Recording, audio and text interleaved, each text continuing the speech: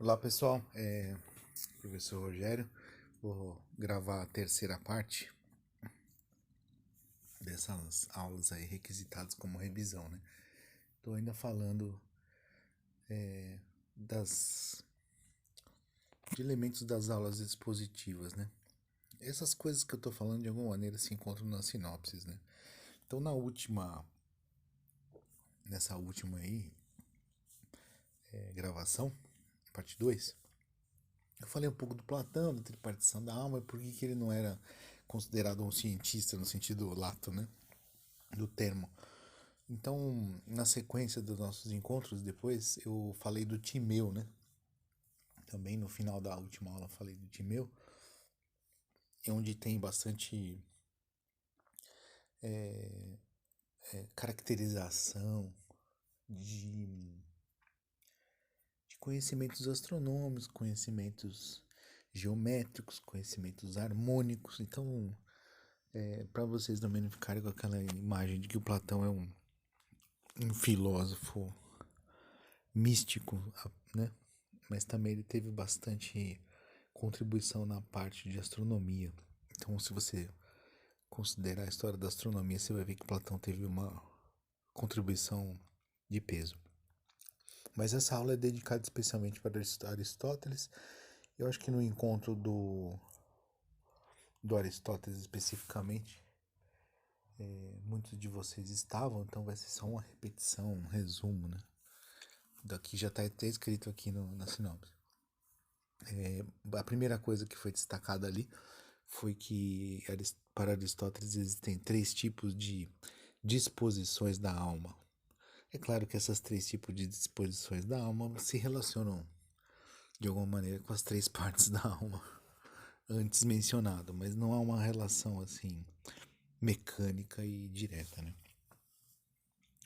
Essas três partes essas três disposições da alma para Aristóteles são as disposições produtiva,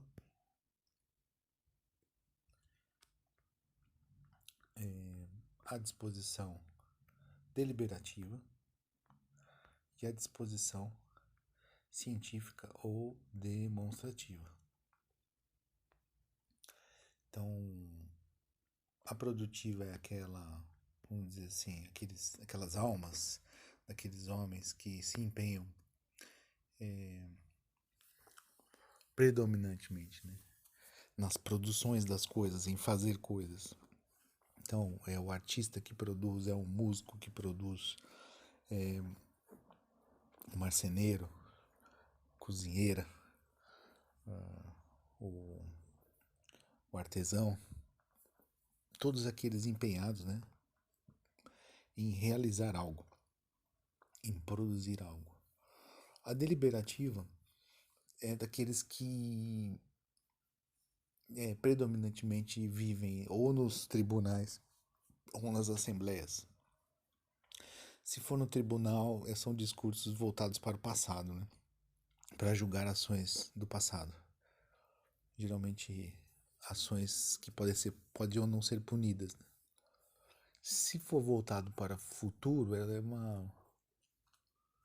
são ações deliberativas em assembleias. Daí eu dei o exemplo ali pode ser o Senado, pode ser a Câmara de Vereadores da cidade, pode ser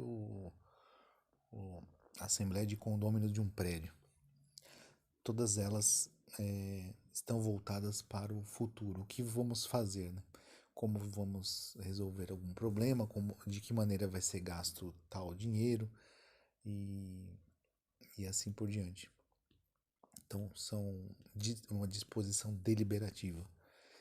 E usa muita retórica, obviamente, né? Vocês podem supor. E existe uma última dessas três, que na verdade talvez tenha sido a primeira, poderia ser explicado de forma inversa, não há problema algum quanto à ordem, né? É a disposição a disposição demonstrativa ou científica. Aquelas pessoas que estão que dedicam sua vida à ciência, à investigação.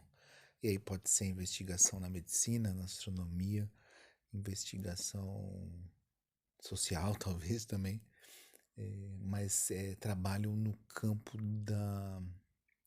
da ciência. Obviamente, a gente deu alguns exemplos, né, de atividades que perpassam os três, né? Aí o médico trabalha em vista de produzir e manter a saúde, né? E produzir uma cura. Também ele delibera na hora de escolher um tratamento, né? O fármaco, o tratamento que vai ser feito. E também ele pode ser um médico que faz investigação científica, né? Algum especialista em reumatologia que publica coisas, que se dedica à investigação, né? Pode ser um médico também que não investiga, né? Aí no caso ele não estaria na parte demonstrativa. Então, de modo geral, essas três disposições servem para discernir ações predominantes, né, entre as pessoas. A mais importante, então, a partir da qual a gente vai esmiuçar é essa científica ou demonstrativa, ou seja, quais os tipos de silogismos que o Aristóteles, dentro desse campo, né, discerne, né? O Aristóteles ele classifica, né, graus de cientificidade. Essa parte é importante, né? O Aristóteles ele classifica, né, graus de cientificidade através de acordo com os silogismos, que são os modelos de raciocínios empregados em cada situação. Então, o primeiro tipo, né? O primeiro tipo é o silogismo científico, ou apodídico. É o mais seguro, de maior precisão porque as premissas são verdadeiras e levam às conclusões igualmente verdadeiras, não havendo margem de erro. Então, a soma dos ângulos internos de um triângulo são sempre 180 graus. Seja o triângulo escaleno, seja o triângulo retângulo, seja um triângulo isósceles. Se for triângulo, terá a soma dos ângulos internos 180 graus. Abaixo esse aqui então seria o silogismo mais preciso, o mais científico de todos. Ele se aplica, obviamente, às matemáticas, à geometria e a alguns campos da física, nem todos. Abaixo desse estaria o silogismo do tipo dialético. Aí eu ressaltei na aula que a maioria dos tratados, e aqui também está na sinopse, que o silogismo dialético está na maior parte das obras conhecidas por nós, né, do Aristóteles. E não é um silogismo tão rigoroso assim, mas trabalha com endoxa, né? Endoxa. Endoxa não é a opinião de qualquer um, né? É a opinião daqueles que são especialistas. Então, se eu tenho um problema físico, eu consulto um físico, né? Se eu tenho um problema de engenharia, eu devo consultar um engenheiro. Se eu tenho um problema de farmacologia, eu consulto um farmacologista e assim por diante. Não é a opinião de qualquer um. Os endoxas são os especialistas, aqueles que são considerados em determinados campos do saber. Então, o que o Aristóteles faz é sempre contrapor as opiniões, né, dos mestres. Eu vou dar um exemplo, que eu acho que foi o exemplo que eu dei na aula, de uma obra do Aristóteles chamada De Anima, sobre a alma.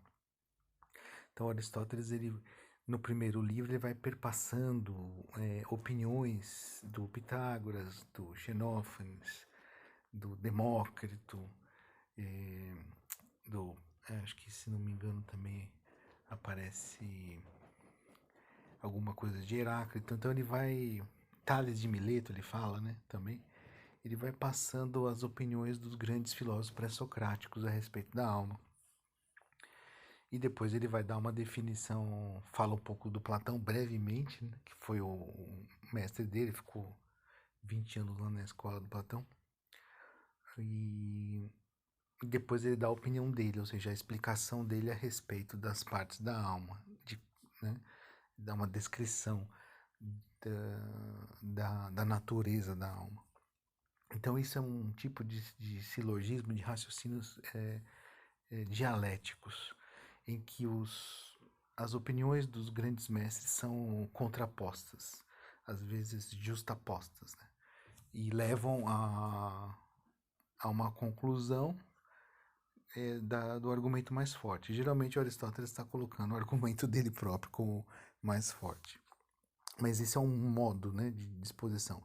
O trabalho acadêmico é um pouco isso, né? Quando você vai fazer um trabalho acadêmico, você vê o que foi escrito a respeito do tema, né?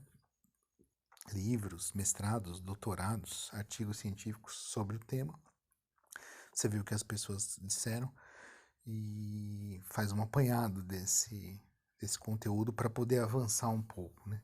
Para colocar coisas diferentes do que foram colocadas ou às vezes coisas novas. Se é uma coisa diferente, já é uma coisa nova, né? Nesse sentido. Então, esse raciocínio dialético é muito próximo do trabalho acadêmico que se faz hoje em dia e sempre se fez. Abaixo desse, o Aristóteles fala de silogismo retórico. Silogismo retórico ele é um pouco diferente, né? Porque ele não necessariamente parte de premissas verdadeiras. Então pega, aí é a doxa mesmo, né? A doxa, até tá aqui no... que são as opiniões. Que podem ser verdadeiras, podem ser falsas, podem ser boas, podem ser más. Pega aquele imaginário, né? Populares, os preconceitos, para poder avançar e persuadir. O objetivo desse silogismo é a persuasão, é o convencimento. Então não tem um compromisso com a verdade mais, né? Então esse é o terceiro tipo dos silogismos dedutivos, né? Retomando, o primeiro é o dedutivo científico, né? Demonstrativo, né? Esses três são dedutivos. O primeiro é o demonstrativo ou científico, que é a certeza absoluta, matemática e geometria. O segundo é esse dialético dos endoxai, dessas opiniões autorizadas dos grandes mestres, né, em debate, em contraposição. E o terceiro é esse silogismo retórico, que parte da opinião comum, das pessoas que não são especialistas e das opiniões comuns das pessoas, e tenta levar à persuasão. Esses três são tipos dedutivos. E tem mais dois que ficam fora da categoria dedutivo, portanto, dentro da categoria não dedutivo, né? Que o Aristóteles também fala, porque também descreve, né? O primeiro deles é o indutivo, né? Indutivo. Então, de algo particular eu induzo, né, a algo geral. Ou seja, de uma experiência particular ou de um fenômeno particular eu universalizo, como se fosse sempre assim. Tem diversos exemplos disso, né? Não é porque eu tenho, acho que foi esse que eu dei na aula, inclusive, não é porque eu tenho dor na têmpora direita e tive problema na vesícula, que todo mundo que tem dor na têmpora direita terá problema na vesícula. Então é um tipo de raciocínio falso, não dedutivo, portanto. E o segundo, esse aí é o indutivo, né? Do particular para o geral. E o segundo é o exemplo, né? Que é o paradigma. Ele é relativamente parecido com esse anterior, né? E o Aristóteles dá um exemplo lá.